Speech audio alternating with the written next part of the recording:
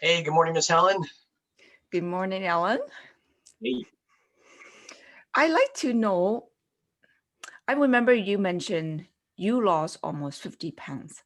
I wanted to know what came to your head when you finally realized, oh my God, that was an old me. Was it a dramatic shift in your head?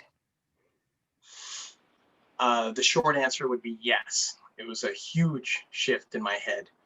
And the reason why was because it was a massive amount of pain, a massive amount of pain that went through me emotionally when one day I was taking photos with my friends. We were on a vacation.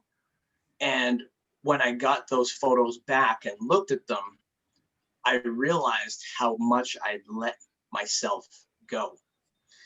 It's crazy to think that every single day we could see ourselves, or in this case, I could see myself through the mirror, but I didn't notice the subtle daily changes that were happening in my body until literally we went to vacation. I was just in a pair of shorts. I was at the beach. A friend of mine snuck a picture, and when we got back, they sent it to me, and I looked at this photo, and I'm like, I compared to what I thought was in my head, I looked at that photo and I thought, oh my God, who is this person?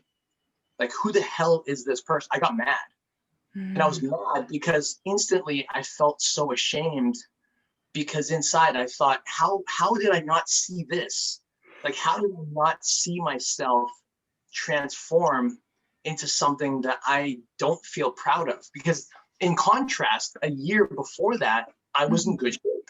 I was in relatively good shape. I was running, I was working out, not going to the gym at the time. I was just running around the block and doing like calisthenic type movement at home, but it was enough. It was enough for me to sustain my weight. After a lifestyle change, I gained 50 pounds. I knew I'd gained some weight for sure, but I didn't know. When I saw that photo, oh my God. And then when I decided to go back to the gym, I got defeated again because I went back and the things that used to be really easy had become so hard. Like it became so, I felt like, I remember the first time I went back to the gym, I thought, why does this feel like I've never been here before, or I've never done this thing before? Like in my head, I knew I'd worked out, obviously, but my body was responding as if I was coming back from some sort of injury because I was really weak. I was getting tired fast. My muscles were cramping. I didn't feel good. And then, of course, I went through another level of shame, which I allowed to put me out for another four to 6 months. So I'd gone through this period where I got into good shape, and then I relaxed a little too much, and I went through this dive, discovered how low I let my body get down to, and then went down deeper because I felt like, oh my God, it's too late for me now. It's just too late. I mean, it was stupid for me to think that, obviously. I was 30 at the time. Like, who the hell says it's too late when you're 30? Like 30 is the Yes. 20 from like Right. before. It's like 50 is the new 30, right? Yeah. But when you feel defeated, that's a real thing in your head. It's not real in the world. It's not real in reality, but the reality in our heads is like this is it. And that's when I realized I can't stay here, because the way I was living during that lull moment of my life, everything that I used to enjoy, I then hated. Everything I used to feel confident about, I felt disappointed or ashamed.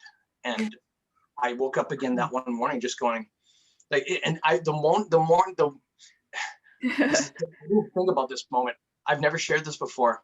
I was in a down period of my life, and my friends decided, hey, let's go out. And I said, hey, let's go. And we went out, we partied, we had some fun. I used to be a big clubber back in the days. And I went home that night, drank a beer just to top off the evening. I'm like, oh, I'm still wired from all this dancing. He said, I'll drink a beer. My friend said, if you drink a beer, then you can go to sleep faster. Lack of knowledge, of course, when I was 29, 30. So I drank the beer. And I kid you not, okay? I kid you not. I had great sleep that night. But the next morning when I woke up and I looked in the mirror for the first time, I looked at myself in the mirror, and the first thought that came to my head was, why do I look like I'm 5 pounds heavier? What the hell?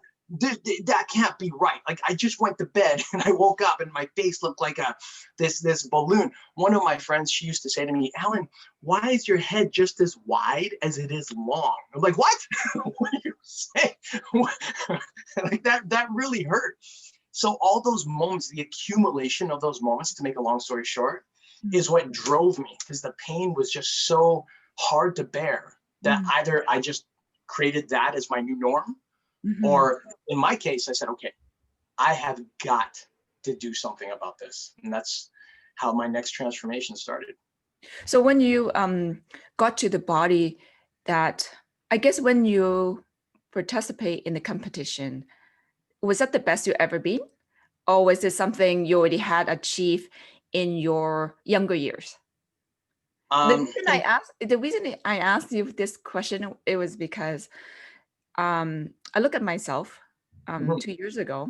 I mean, I was never overweight or anything like that. I always maintained my body. But when I look back, some of the photos in 2018 before my journey, I mean, that's not really me now, right? Not just physically, but emotionally, mentally.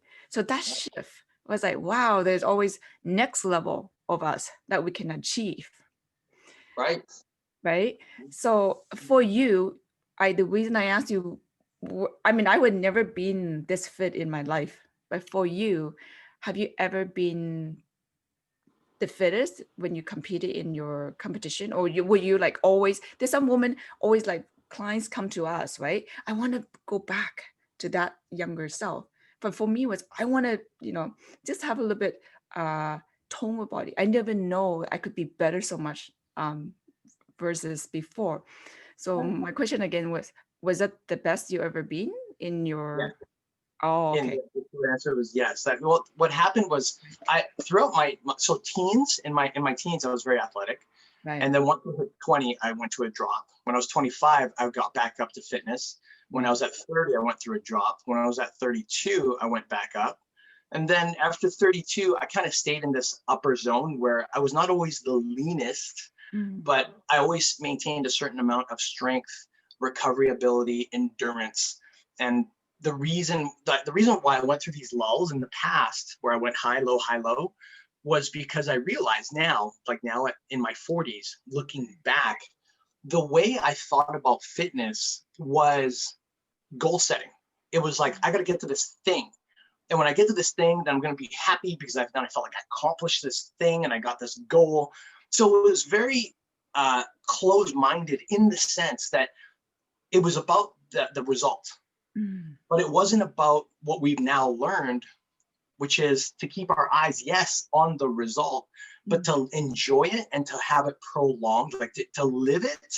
We have to learn to enjoy the journey, the process. We have to make our attachment part of the process versus just getting that trophy or getting on stage or getting that six-pack. Now, is there anything wrong with going after that? No, that's part of why we do what we do, for whatever that is, whether it's a trophy or whether it's just to look good in your dress or to look good naked or to have your spouse look at you like, oh my God, you're the most amazing thing. I don't remember you ever looking this phenomenal, or whatever the case is. The attachment to the end result, it can't, to what my experience at least, is it can't be 100% about that. No. Because we're only like the time that I was on stage, it felt like an eternity when I was there, but in the context of my life, it's like one little dot. So if I'm going to get attached to anything, why I realize this now and asking myself, why would I allow myself to get attached to just that one moment in life when 90% of my life is going to be spent in the progression of my body? So once I made that shift, I never went down to that super low point again. Yes, I've accumulated some body fat. Yes, there's times where I haven't been in the best shape.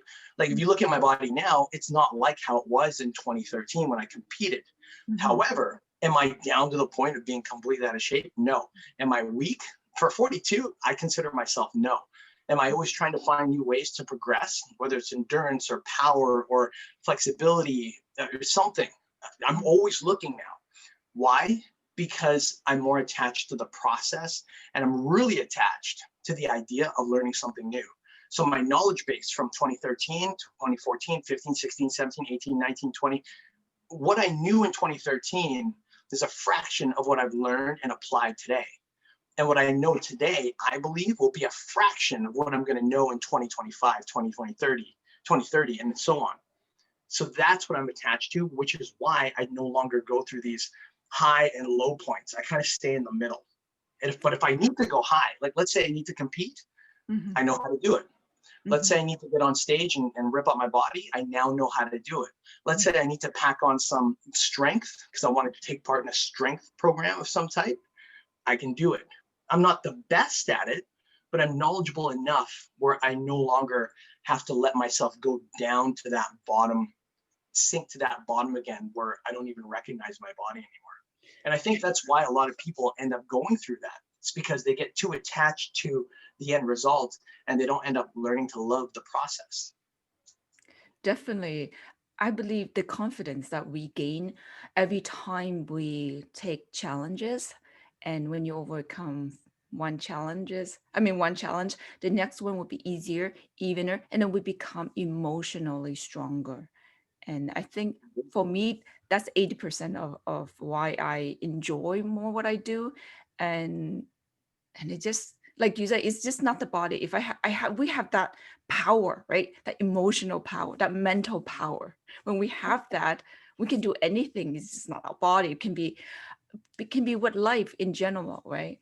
Right. I agree. I find that getting attached to your ability to grow is what sustains your ability to maintain results, and not only maintain results, but build on top of it. You're a great example of what we're discussing here today, because if you look at 2018, when you were trained, 2018, you would train with me for the first year.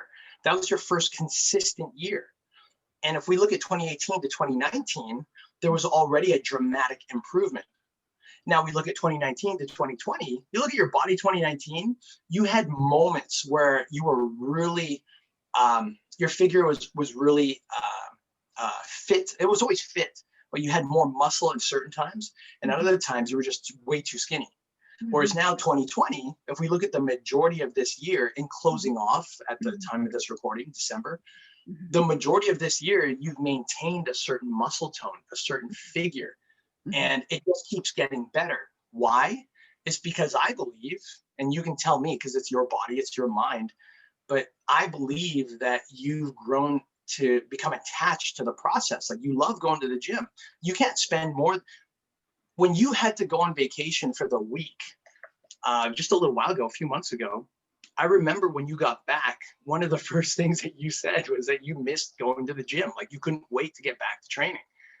So that instantly tells me that for the rest of your life, you're always going to be able to maintain a certain level of fitness, because you didn't say, oh, I missed that trophy, or I missed just being on stage. Yes, you missed the experience too, for sure. It's a standard. It's a standard I gave myself. Yes. Correct. And that's what separates the people who end up getting their results and keeping them versus people that get results sometimes, but then lose it the moment that they're disattached from the environment that built them to get to that level. Yes. The power comes with responsibility. Back to that expression again, because when you reach a certain level, you don't want to go back. You know how painful it is to go back, right? Like everything else, a skill set that we have. So when I look back to, again, when why we want to talk about this topic is, when I look back, wow, that was me. This is me now. And the shift, what we can do, my curiosity, and just by that one simple decision that I made, let's go for it, right? In February, and look at one little decision that I made transform in so much beauty. Yes. Of course, along the journey, there were many struggles, but that's just part of it, right? So, and I asked you how you feel looking back. Oh my God, that's the old me. It's like book 1, book 2, version 1, version 2. How beautiful it is, right? So it would be nice if women who wanted to transform can allow themselves just to make the first step. I totally agree with what you're saying. And I think one of the biggest challenges that people have is just knowing two things. Number one, it's knowing what that step is, and B, allowing themselves to believe that that step is possible for them. Like, for example, women look at you now and they see the you today. They see Helen Fong today. And what I'm noticing from a lot of the comments is a lot of them presume all these things like, oh, it's your genes, your genetics, you probably always looked young, like you probably always had nice skin. You've always had nice skin. You've probably always been athletic. You've probably been training for 30 or 20 years. And then I watch as when you reply to them, you're like, no, I started when I was 49 years old and now I'm 52. They're like, what? You started when you're 49? And it breaks their paradigm. Or when you do show them, like, you and I just had a chat yesterday and we pulled up your old 2018 before photos, which was not even your day one photos. It was like your month 8 photos, give or take, of when you were actually already regularly training. And that even in those photos, there was still some cellulite, there was still loose skin, there was still almost minimal to no muscle tone in your lower half, right? Like your upper body, you've always had arms and back, which is great. But your complaints were always like, oh, my lower body, my glutes are attached to my legs, there's no separation. And like when people see that, it blows their mind. They go, oh crap. So Helen Fong, she didn't always look like this all her life. She actually had to go and work for it. I work hard. And the conclusion of this is when people don't go after it until they believe, even just with a little bit of ounce of belief that they can. And when they can, they have to visualize, well, what is that going to look like for me? Like, compare fitness to anything. Like, you want to get a job, for example, like you want to become an airline stewardess, or you want to become a pilot, or you want to be a dentist. People don't go, oh, well, I want to be a dentist, and some way, somehow I'll just stumble on it. No, they first go, I'm going to be a dentist. I want to be a dentist. And then they study, how do they go and become a dentist? Same thing with being a car mechanic, same thing with being a sales agent, same thing with starting a business. Whenever they go after something, they think about it first, and then they decide, this is what I'm going to go after. And then they go after it. It's interesting because when we look at fitness, the mindset is it's that for achievement, but the application of when people, men or women, when they decide to go after their ideal body, they forget that they've been practicing that process of results first in your mind, and then I'm going to go get it. When it comes to fitness, they no longer apply that. Then I'm talking as a generalization. Yes, of course, there are some people that know this up front, but many people, when they don't step into this realm, it's like the lottery mentality that comes up. It's like, oh, I hope I'll get it one day, or I wish I could have that. Well, there's no wishing. It's like, and I'm not being disrespectful. I get it. I know what you're talking about. I know what you're talking about. Just like, I have two children who are at the university now. The ones who want to get a degree, they end up, even after 4 years, do nothing. But the ones who know exactly what they want to do, I want to be a lawyer, I want to be a doctor, they go straight to the top, right? So, like you say, even what you just said, even when she said about getting a degree, that was still a decision. I'm going to get a degree. So what did? They spent 4 years to go get, or 6 years, whatever it was. They spent the time, invested the effort, the money to go and get that degree. But notice what you said. You said they decided to get a degree. So the result, they already set out in their mind, and then they put the action to get that result. Fitness is the same way. You want a nicer body, for all of you that are watching this video, you want a nicer body, put it in your mind, this is what I'm going to get. Right. And then figure out and learn how to go get it. And now, of course, some women or some men, both, will say, oh, but I've never had that body before. Helen, I don't know. I've never looked as amazing as you, Helen, or I've never been on stage like you before, Alan, or I've never had a trophy like you before, Helen, or I've never. Hey, look, you never knew how to drive before, but you learned to figure it out. You never knew how to go to school for your particular subject, but you learned to figure it out. Interesting. Everything. When you said that, I mean, I have always tried to achieve things I want. Like going to university, I didn't get it. I get the credit, and I went. But when it comes to fitness on stage, it was hard for me to imagine myself on stage. Didn't know Right, why, but I said that would be so nice for me at right. 50 on stage. It just was just like a dream that was far, far out of reach. But then somehow I went on. That was Well, actually a miracle for me. look at what you just said. That makes so much sense. What you had just said is, well, I'd never dream like prior to that event, Yeah, you yeah. said like I never dreamed that before. Well, why? Why? And here's why. It's because we can, as humans, Right. we can only dream what we get exposed to. Mm. We can only dream about what we get exposed to. And I'm talking about the majority. There Can you are can some you people that explain are that? What total. do you mean? Can you explain that a little bit? Like so you think about school for example, super common. Everybody knows about school, right? You'd have to Mm. live like in a village somewhere out of nowhere to not know about school. But why is it that everybody knows about school? Well, everyone knows about school because no matter Oh, where you go in environment. the That's why world, our environment. Yes, yes. yeah, exactly. You know about being a dentist or you know about being a pilot. Why does everyone know that? Well, Mm. because everybody's exposed to that. Now, Yes. fitness. Now, think about your situation. Yeah. Being Yeah. a competitor, Mhm. half naked per se, in a two-piece bikini, showing off every angle on your body at 50 years old. That it's not common. Like not at this Yeah. stage. It was. It's gonna It wasn't. Yeah. Yeah. be 5 years from now, 7 years from now. Okay, it's my belief. The average 50-year-old woman will look somewhat like you, Helen. Mm. But right now in 2020, the average 50-year-old looks up to you. Why? Because it's not common. If I So can going do it, back, they can do it too. Right. but that's the thing. It's like until someone steps up Right. and says and not just speaks, but demonstrates this is the result that you can have, Mm. even at 50, even if you've never done this before, even if you started at 49 years old, it's still possible for you. And The thing, it because wasn't that hard. It wasn't that difficult when you it's actually not do that it. hard now, right? We're not that hard now, but that's the challenge. The biggest challenge is getting it over your head. Yeah. And Yeah. look Yeah. what you did. When I had asked you to do this, to take part in the fitness arena, you had said no for almost a year. It was about 10 months, and respectfully so, because everyone has their time.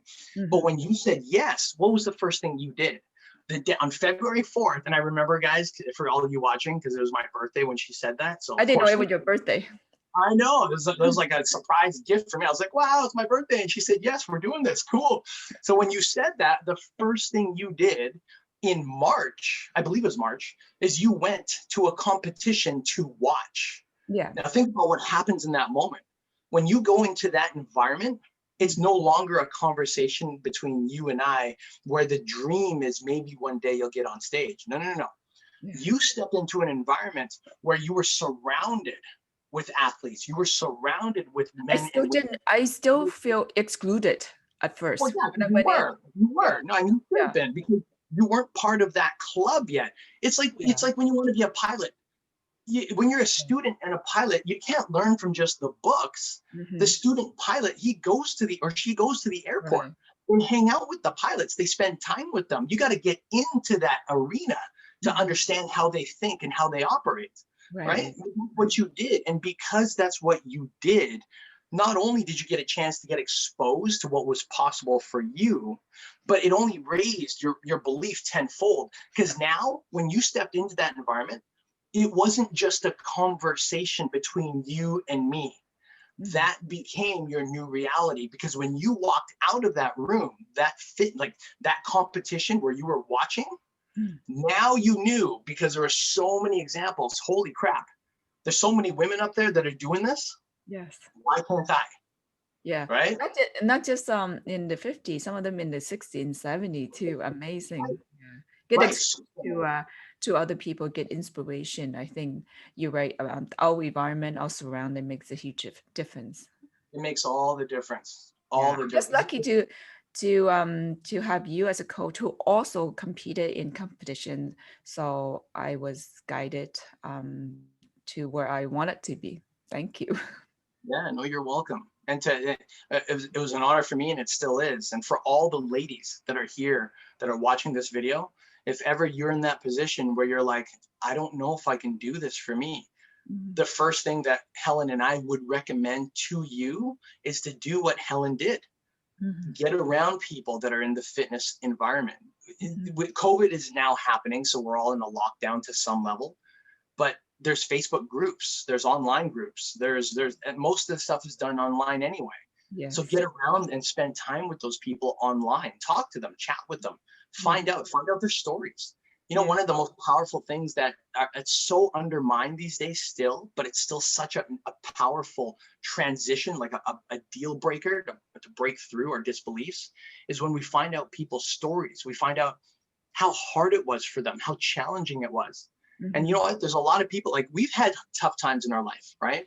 There's still some people out there that have had it way tougher than you and me and many people watching this video, and yet they still found a way to succeed. So those people, those stories become such a gem, because when you hear enough of them and you see enough of them, it makes your own mind start to realize, okay, my situation is tough. I have a disbelief. I don't think I can do this. I've never done this before. I don't have any support. Now, I might lack the money to do this, because it costs some money to get your supplements, to get a gym pass, et cetera, et cetera.